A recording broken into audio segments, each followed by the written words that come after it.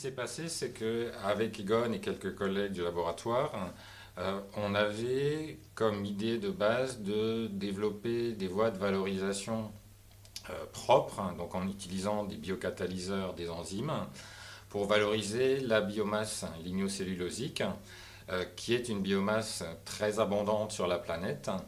et qui permet de générer dans ce qu'on appelle globalement la chimie verte, générer des molécules qui sont censées se substituer aux produits actuellement utilisés dans l'industrie, qui sont donc des produits plutôt pétrosourcés. Donc la transition du pétrosourcé actuel vers le biosourcé. Et dans ce contexte-là, en discutant avec Egon, on s'est interrogé sur l'opportunité de déposer un projet BBI, un projet européen, et on a bénéficié d'un dispositif qui s'appelle le dispositif FRAP de la région Hauts-de-France, donc, qui nous a permis de solliciter, d'approcher déjà dans un premier temps et solliciter Hemming pour pouvoir monter le projet du mieux possible et qu'il soit le plus pertinent, voilà,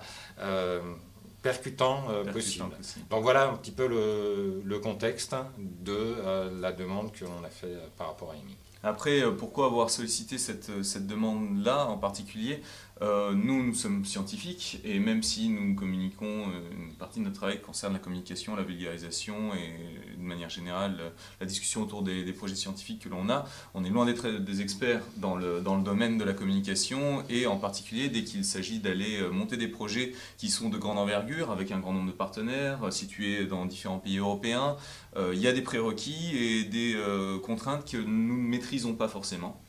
Et en particulier des contraintes administratives, de communication, de présentation, de façon de présenter les projets. Et c'est là que l'expertise d'un cabinet de consultants, et en particulier d'Hemming, nous semblait être particulièrement importante, parce que ça nous a permis de structurer bien mieux notre projet que ce que l'on aurait pu le faire en tant que scientifique pur, si j'ose dire.